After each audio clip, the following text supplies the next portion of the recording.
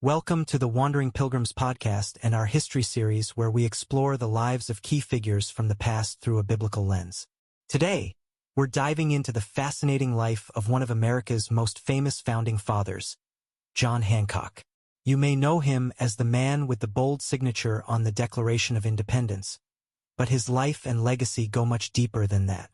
Join us as we explore the story of a man whose faith, character, and actions helped shape the foundation of the United States. John Hancock was born on January 23, 1737, in Braintree, Massachusetts, a town later renamed Quincy after the prominent Quincy family who settled there.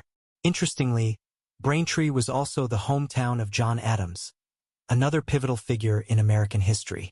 Hancock's family had deep roots in New England. His great-great-grandfather, Nathaniel Hancock, emigrated from England in 1634, settling in the Cambridge area as a Puritan farmer. His grandfather, also named John Hancock, was a well-respected Puritan pastor, known by some as Bishop Hancock, for his commanding presence and leadership within the church. Now, as with any historical figure, especially the Puritans, modern secular sources tend to paint them as stern and rigid.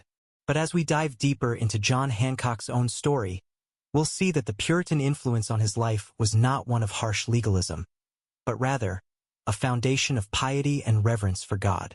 Hancock's father, John Hancock Sr., was also a minister, highly regarded for his faithfulness. Tragically, he passed away when John was only 7 years old. After his father's death, young John was raised by his wealthy, successful uncle, Thomas Hancock, who was a prominent merchant. God's providence is clear here. Had his father lived, John's life would have most likely looked much different. But instead, he was raised by his uncle to be a businessman. This shift in his upbringing may seem like a detour, but God had a greater plan for him. Through his uncle, John Hancock became not only one of the wealthiest men in Massachusetts, but also a leader who would play a central role in the founding of the United States. His story reminds us that God's providence often works in ways we don't fully understand, but always for his purposes. John was educated at Harvard College, graduating at the age of 17. His uncle took him under his wing, training him in the world of commerce. By 27, Hancock inherited his uncle's estate, worth £80,000, a fortune that set him up as one of the wealthiest and most influential men in Massachusetts. But as we'll see, Hancock's wealth didn't define him. What defined him was his commitment to his principles, and most importantly, to the cause of liberty and freedom. By the mid-1760s, the tensions between the colonies and Britain were reaching a boiling point. Hancock's wealth and position gave him significant influence, and he became an outspoken critic of the British government, particularly their unjust taxation without representation. In 1768, Hancock's ship, the Liberty, arrived in port with a shipment of wine. However, when British customs officers tried to impose taxes on the cargo, Hancock refused to comply. The British seized his ship, which only fueled the growing unrest. To the people of Boston, Hancock became a hero, a symbol of resistance against British tyranny. Yet, as we'll see in the coming years, these acts of defiance would have serious consequences.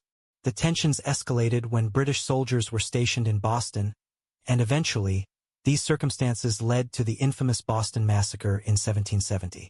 Hancock, ever the voice of the people, denounced the massacre. Hancock's rhetoric stirred the hearts of the people, and soon, he was elected to lead a committee to remove British troops from Boston. His popularity continued to rise as he became a prominent leader in Massachusetts and in the larger American struggle for independence.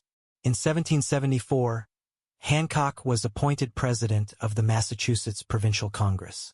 The following year, he was sent as a delegate to the Second Continental Congress, where he was unanimously elected its president.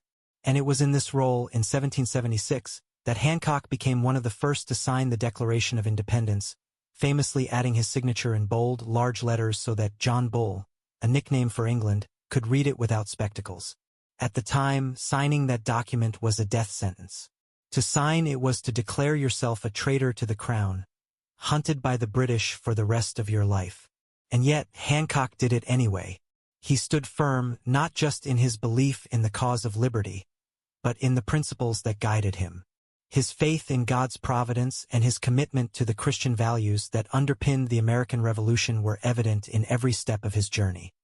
As the Revolutionary War began, Hancock played a key role. He was nearly captured by the British during the battles at Lexington and Concord, but by God's providence, he escaped and continued to serve the cause. By 1777, Hancock had become one of the most powerful figures in America. Yet, despite his wealth, influence, and position, he remained humble, always focused on what was best for the nation, not for himself. In 1780, Hancock was elected the first governor of Massachusetts, and he continued to serve the people until his death in 1793. His life wasn't without controversy, and he certainly had his flaws, but the evidence of his Christian faith is clear. His speeches and writings often referenced God's sovereignty, and he worked tirelessly to ensure that the new nation would be one that honored Christian principles. As we reflect on Hancock's life, one thing stands out: his unwavering commitment to principle, to faith, and to freedom. He was willing to sacrifice his wealth, his comfort, and even his life for the cause of liberty. And at the end of his life, when he was asked to sign the U.S. Constitution, he did so not for personal gain, but out of a deep sense of duty to his country and to the God who had guided him throughout his life.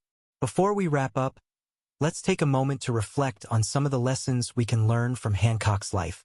Principle over personal gain.